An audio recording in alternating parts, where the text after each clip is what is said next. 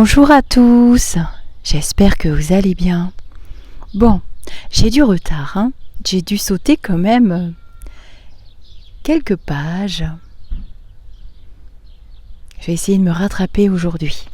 Nous sommes donc le 9 juillet, je ne savais pas quel massif choisir, donc il y a des pavots, les coquelourdes, Monsieur Maliolia qui va pas très bien parce qu'il avait pris le gel au printemps, il a fait froid et aujourd'hui il ne fait pas beau. Donc j'ai sauté des jours aussi parce qu'il faisait pas beau. Alors, le 9 juillet, donc je vais vous lire, nous sommes donc vendredi, on va faire vendredi, samedi, dimanche, lundi. Bon, de toute façon, c'est toujours super intéressant. Alors voilà, c'est un livre de Omram Mikhaël Ivanov, qui est un philosophe et pédagogue d'origine bulgare. Il est venu en France en 1937.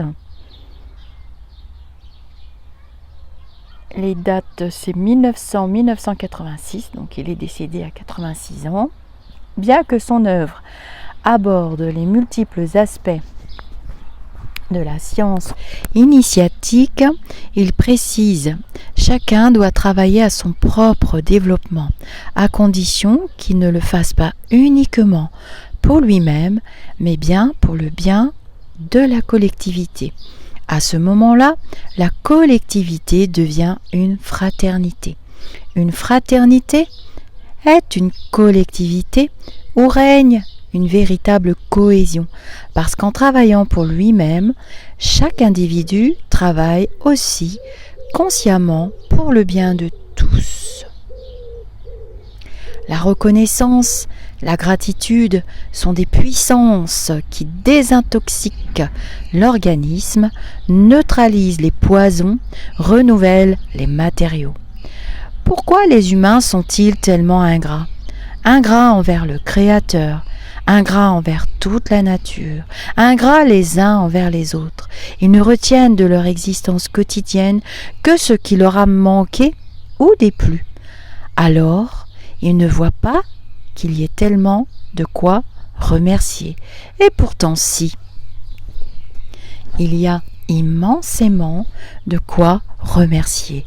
Celui qui veut avancer sur le chemin de l'évolution doit apprendre la reconnaissance, car c'est grâce à elle qu'il obtiendra un jour la clé de la transformation de la matière. Tâchez de bien comprendre cela. Si vous savez remercier, la nature des éléments qui entrent dans la composition de votre matière sera différente, plus sensible, plus subtile, plus résistante. Et vous sentirez que vos organes psychiques et même physiques font un meilleur travail. Voilà pourquoi j'aime tant ces petites lectures. Allez, on commence. Spontanément, les jeunes enfants ont l'intuition que le monde qui les entoure est vivant. Les pierres, les plantes, les animaux leur parlent et ils leur parlent aussi. Mais quand ils racontent aux adultes ce qu'ils voient ou entendent, ils sentent bien que ceux-ci ne les prennent pas au sérieux.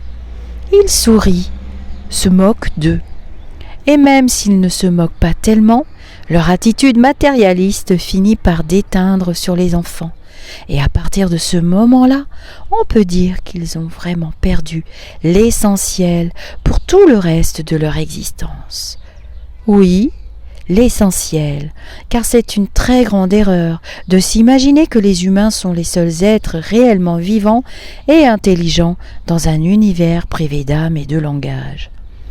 Toute la nature est vivante et intelligente, elle est peuplée d'innombrables créatures vivantes et intelligentes, certaines même bien plus intelligentes que les humains.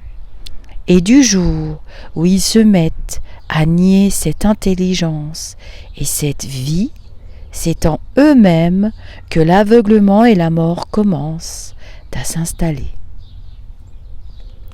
Donc ça, c'est la petite page pour aujourd'hui. Alors je vous lis celle de demain. le 10 juillet.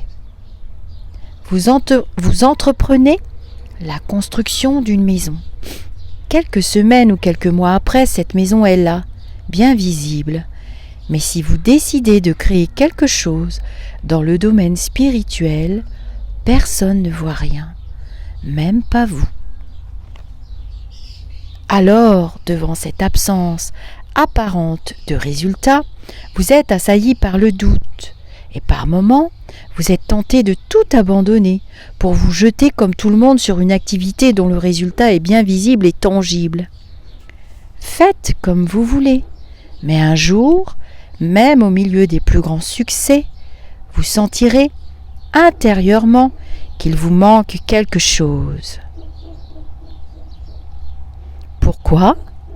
Parce que malgré vos multiples activités, vous n'avez pas touché l'essentiel, vous n'avez pas encore planté quelque chose dans le monde de la lumière, de la sagesse, de l'amour, de la puissance, de l'éternité.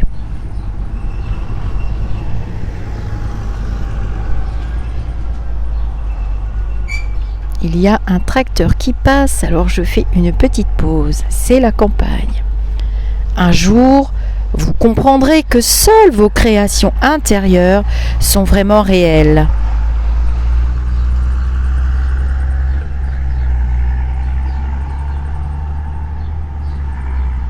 Car elles sont les seules à avoir des racines en vous. Lorsque vous partirez dans l'autre monde, vous aurez dans votre âme, dans votre cœur, dans votre esprit des pierres précieuses, des qualités et des vertus à emporter avec vous, et votre nom sera inscrit dans le livre de la vie éternelle. J'aime beaucoup cette page du 10 juillet. Vous me donnerez votre avis, je lis vos commentaires comme toujours. Alors, on va lire le 11 juillet. Donc le 11 juillet, nous serons dimanche. Nous associons spontanément le bien à Dieu. Non, le bien, comme le mal, n'est qu'un serviteur de Dieu. Dieu n'est pas le bien, il est infiniment plus que le bien. Alors cessez de vous demander pourquoi il permet que le mal existe. Dieu permet tout, et il permet tout parce qu'il utilise tout. Et vous aussi, vous devez comprendre comment utiliser le mal dans vos travaux, exactement comme le chimiste qui ne rejette rien parce qu'il sait utiliser tous les produits contenus dans son laboratoire, même les poisons, car il faut de tout dans un laboratoire. Le chimiste doit donc être un modèle pour nous, puisque dans notre laboratoire intérieur, nous possédons le pur et l'impur, le lumineux et l'obscur, ce qui nous tire vers le haut et ce qui nous tire vers le bas. Il faut que nous apprenions à tout utiliser pour réaliser les desseins de Dieu. Remerciez le ciel de vous avoir créé tel que vous êtes et travaillez. Oui, ça veut dire travailler sur vous.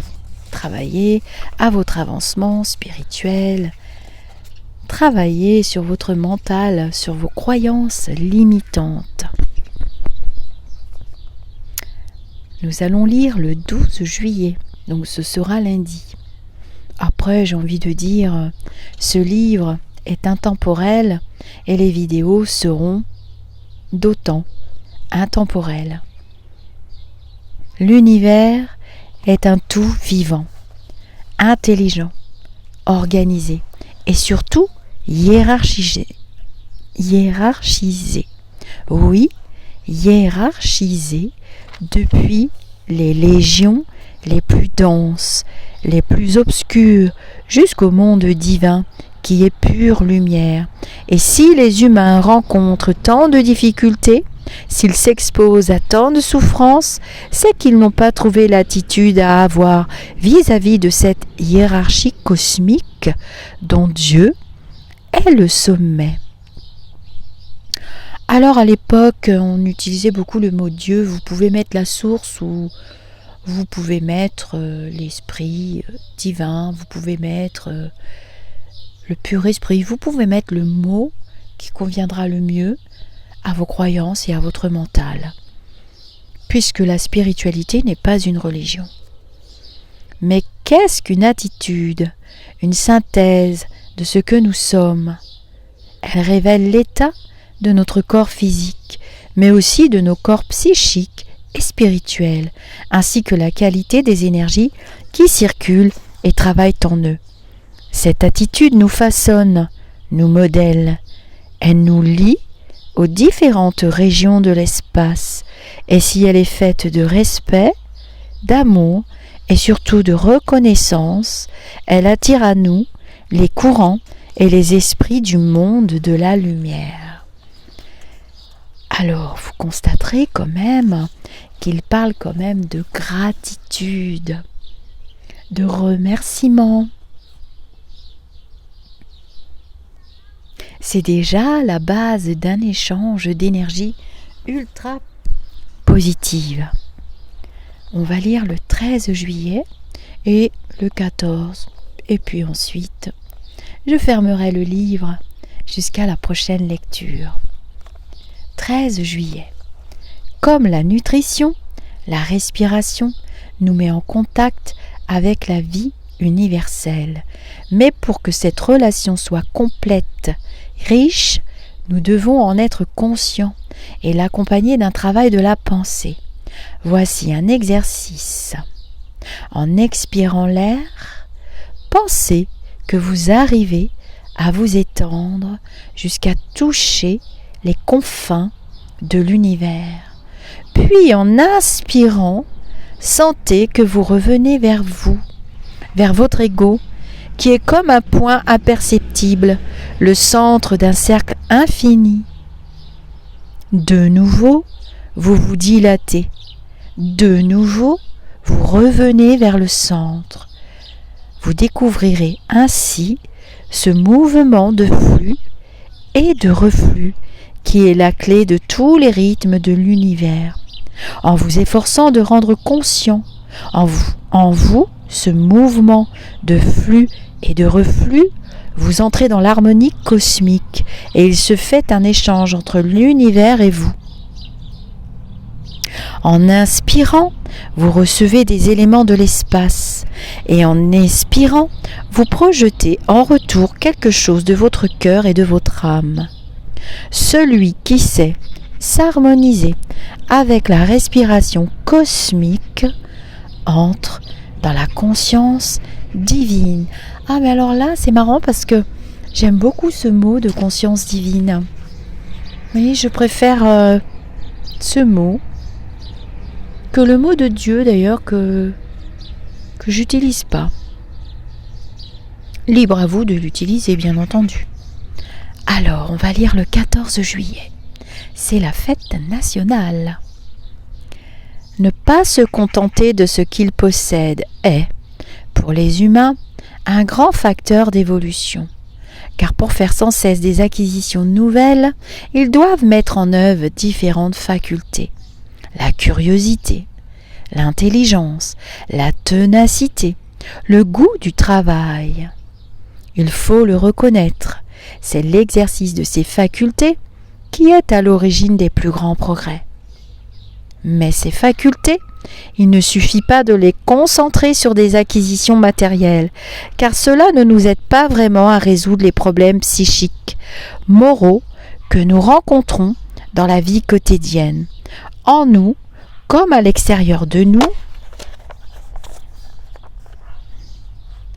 nous sommes continuellement exposés aux attaques de forces hostiles.